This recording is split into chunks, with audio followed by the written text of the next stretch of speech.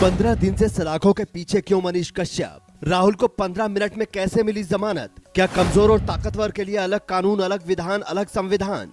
तेजस्वी की पुलिस ने आनंद फानन में कर दी कुर्की, खाते कर दिए फ्रीज, हो गई गिरफ्तारी। लेकिन रामनवमी पर नहीं संभला प्रदेश, इफ्तारी पार्टी करते रहे सीएम नीतीश।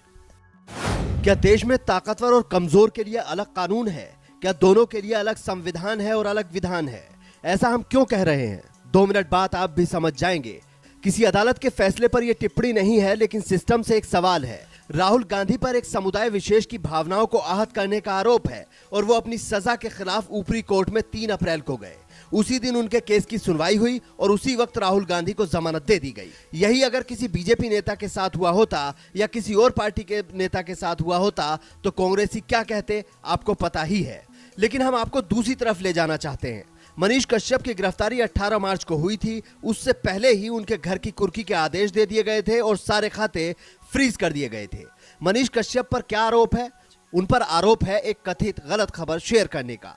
अब मनीष कश्यप के केस में देखिए, 18 मार्च को मनीष कश्यप ने सरेंडर किया। अदालत ने उसे पुलिस रिमांड पर भेज दिया। बिहार पुलिस की रिमांड खत्म हुई तो चेन्नई की पुलिस को ट्रांजिट रिमांड दे दी गई। फिर वहां की अदालत ने तमिलनाडु पुलिस को मनीष कश्यप की रिमांड दे दी। इसके बाद 3 अप्रैल को जब रिमांड पूरी हुई तो मनीष कश्यप को फिर से अदालत में लाया गया।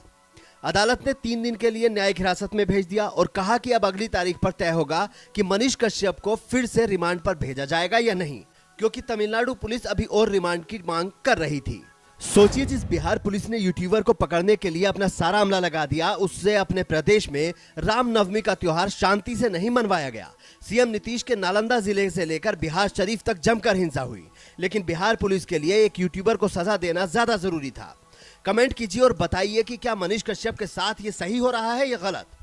बिहार कई दिन तक हिंसा की आग में जला और कई दिन से कई जिलों में धारा 144 लागू रही और सीएम नीतीश कुमार इफ्तार पार्टी में व्यस्त हैं।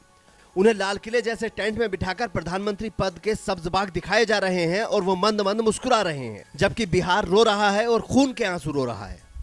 डिप्टी सीएम तेजस्वी यादव तो सीन से ही गायब हैं। जब विपक्ष में थे तो सड़कों पर आ जाते थे, खूब बोलते थे, लेकिन अब जंगल राज के आरोपों का जवाब नहीं दे रहे हैं। कहीं ऐसा तो नहीं कि अपने तमिलनाडु वाले दोस्त के साथ मिलकर किसी के अंजाम का इंतजाम कर रहे हो? क्योंकि मनीष कश्यप ने कहा था कि 18 महीने में सरकार गिरेगी और तेजस्वी यादव कभी सीएम नहीं बन पाएंगे। मनीष कश्यप सबसे ज्यादा मुखर तेजस्वी यादव को लेकर ही थे।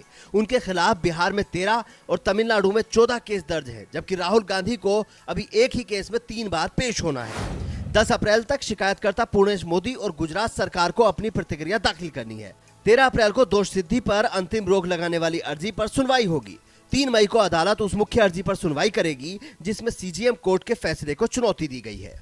एक बार फिर हम आपको साफ कर रहे हैं कि अदालती फैसलों पर सवाल नहीं है, लेकिन पुलिस जिस तरीके से केस बनाकर जज के सामने पेश करती है वही हमारे सिस्टम का असली सच है, जिसे मजबूत करने की बात पीएम मोदी सीबीआई के कार्यक्रम में भी कर रहे थे। Bureau report, news flash.